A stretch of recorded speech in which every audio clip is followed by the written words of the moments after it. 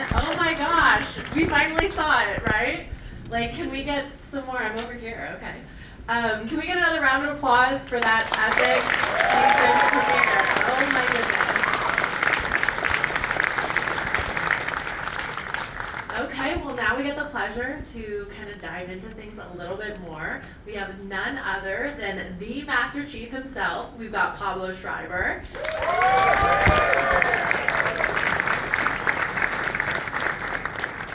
And we have our one of the executive producers. We have Kiki Wolfkill.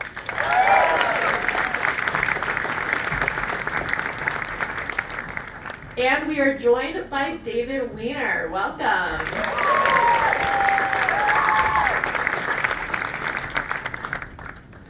Hello. Just a regular, what is it, Wednesday evening?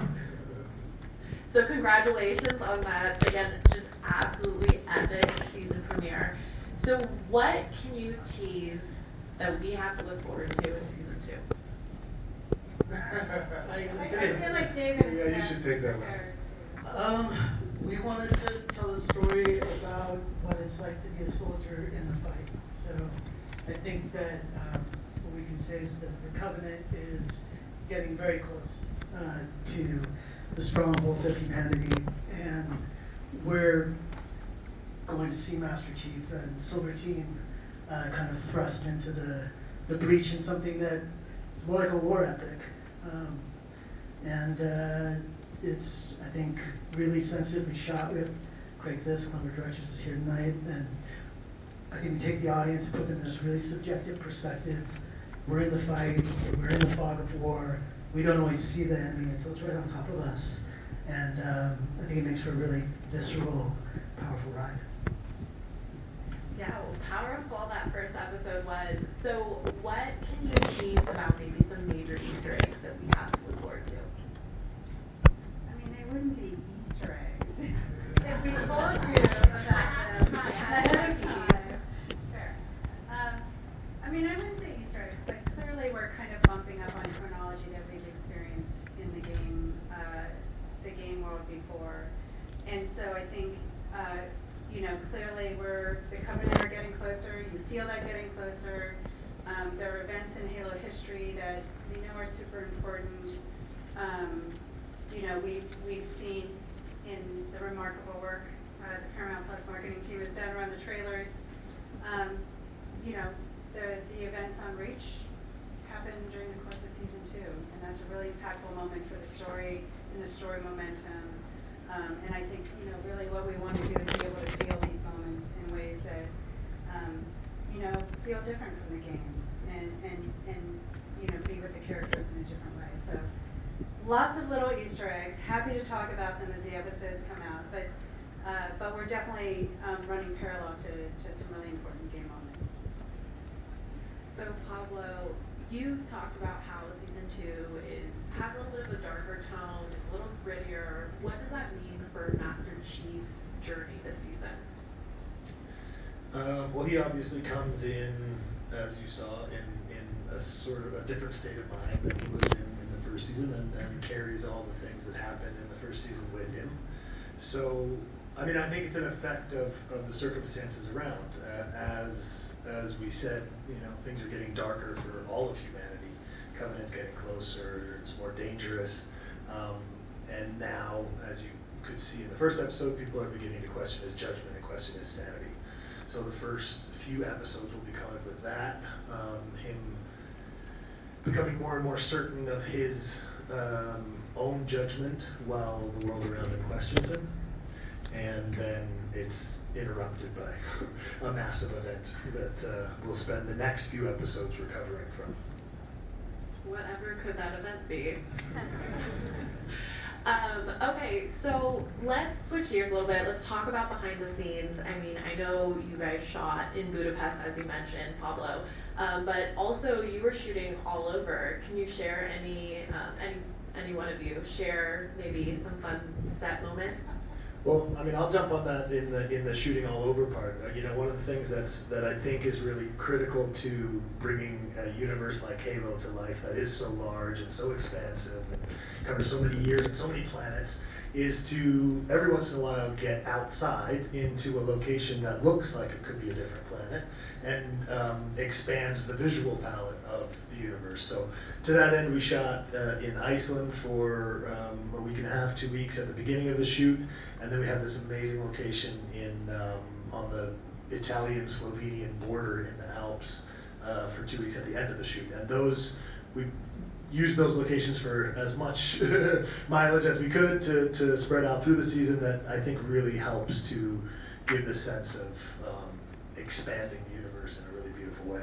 Yeah, it rains sideways in Iceland. The goal was deliver as much scope and scale to the screen as possible and deliver as much pain and suffering Yeah. in the best way. They almost Yeah, died. like They Jacques and almost Craig died. out Yeah. in the audience can attest to this. But you know, we survived. And super happy with what we have on screen because of it. Beautiful locations. Yeah, I think that's a big part of making Halo is like you have responsibility to. It's an epic world. It's huge, right? Like you have to make it believable that we're, not in some terrestrial place. It's got to feel special, and part of the wonder of Halo, the discovery of Halo, I think, is being in places that happen to be on this planet, but seem otherworldly. Yeah, and David, I mean, you joined as an executive producer this season. How did you approach coming into this season, and maybe what were some of your biggest goals?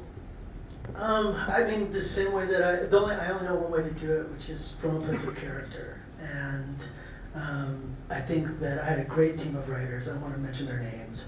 Amadou Garba, Sarah McCarran, who I think is here tonight, Basil Kremendall, Tom Hemmings, Marisha Mukherjee, Sam Reynolds, Sam Besser. These are the amazing imaginations that are going to give you an incredible season of television. It's a big challenge to come in when the story's already started, because you inherit a bunch of stuff and that all has to be true and all has to matter going forward. So I think having such a great group of people in that writer's room was like, we got excited about it.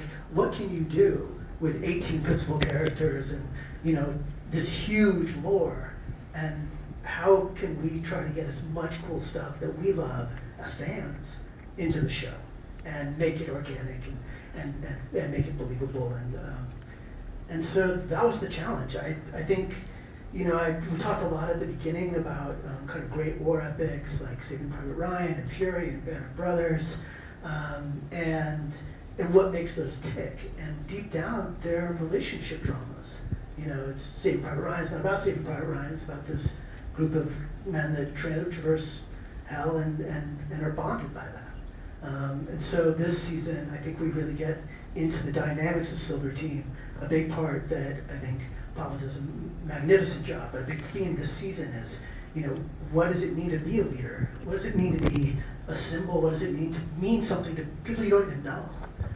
Which is the Master Chief side, and what a burden and also responsibility that is. But it's great for story. There's plenty of story. Well, I'm glad you mentioned characters because we got to meet two of the new characters in this episode. We got to meet Corporal Perez and James Ackerson. So what can you talk about in terms of what we can expect from these characters? I mean, fireworks? Well, you saw a little bit of it from Joseph, obviously, what he does to the character of Chief in terms of providing, someone who questions him, someone who puts him in a place that he's not used to, which is being told that his judgment is off. And, it's a bit of a cat and a mouse game where they're trying to figure out what the other one's intentions are. And that goes kind of throughout the season. And then I think Perez has an amazing effect on Chief and on the arc in general by bringing in these ideas of faith and family. And he gets asked early on in the episode by the mother, have you family, have you faith, Spartan? And it sets in motion a questioning for him that continues in the second episode in a great dinner scene when he goes to find Perez, and that those two themes, faith and family, continue reverberating for him throughout the season. Yeah, Because of her. that's really well said. I also think she's like she's not a super soldier, you know. But she is someone that's in the fight just the same, and so she gives us this different lens into the experience of war, you know. And Christina does such a great job. Then Joseph, who plays Joseph Morgan, who plays Ackerson. I will say that like the first day on set, you have this feeling of like, I don't know, it's like a little bit of, there's like an alpha thing going on where there's too much force. Not in a bad way. Yeah, we see Joseph and Christina, of course. And Christina won that. yeah, totally. And we were like, what's gonna happen when Pablo and Joseph like start the scene? And after the first take, we were like, oh, yeah, this is meaty enough, and is two performers really at the top of their game. It's really special to see. And Ackerson fills such an interesting void, right, left by Halsey, seemingly left by Halsey, we'll say, both in canon and in the show. And I think when you have that kind of adversarial relationship and equally complex sort of ball of thread with motivation and action, he becomes such an interesting character for season 2. And okay, well, it's a good thing we don't have to wait too long until the second episode drops. It's tomorrow. So maybe one more before we kind of wrap things up, which is a question that I know all three of you love, which is, if you could describe this season in 3 words, what would it be? I wish I could just remember the 3 words I keep using.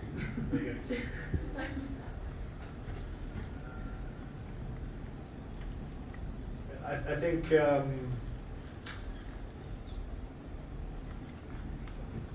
epic, destructive, and redemptive. Well, I'm not going after that. I'm going to take a different angle this time. I'm going to say labor of love, right? Oh.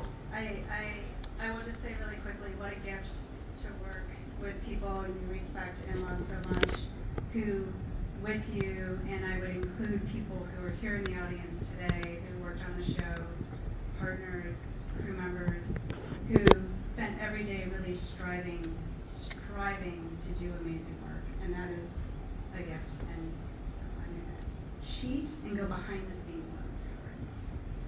I'm gonna say crisis, hope, possibility, and that's both behind the scenes and in front of the camera. Like that, we got 9 words, if we're being generous and counting of as a word. But I lied. We'll say one final question. Is there anything that you want to say before we officially wrap things up? I'll go first because I want you guys to go last. I'll just say really quick, thank you, so much to the people I already thanked at the beginning, but Showtime, Paramount Plus, Amblin, you guys have been great. It's really, really wonderful to work with you all. Kiki and David, you guys are my heroes. Thank you for working so hard with me. And to everybody that is not here, all the people who are here, there's a bunch of them in the audience. Thank you guys for coming. And to the crew and the cast, who worked so tirelessly hard on this. It's such an honor for me to get to play this role, and I thank you for allowing me to do it, and for keeping me honest and being mean to me sometimes. I also like that. I'm just really thrilled to get to do this and to continue to get to do this. So thank you so much.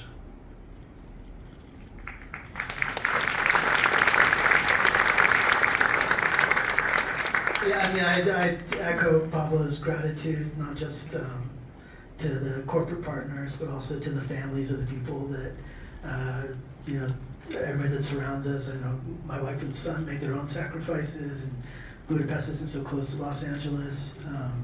And those are really the people that are responsible and make it a real privilege to do what we do. And I also just thank all of you for coming out on a rainy night in Los Angeles. And I think that, I think the other thing that needs to be said is, I've known Pablo for a long time, and we actually worked together when we were very young, or well, he was young, and the great joy of getting to do this is being able to do it with people you love. And Pablo is probably the hardest working, most talented, most dedicated leader, and it's really great that Chief is in his hands. Don't make me cry, mother. And then my other thank you is to this woman, Kiki, my partner in crime. We have been so cold together and so sweaty, and just, it was rough, but she is the toughest, smartest, best. And yeah, like I said, well, it was fun. Like we forget that it has to be fun, and it's hard, but at least retroactively, it's fun. And yeah, that was a lot. Sorry.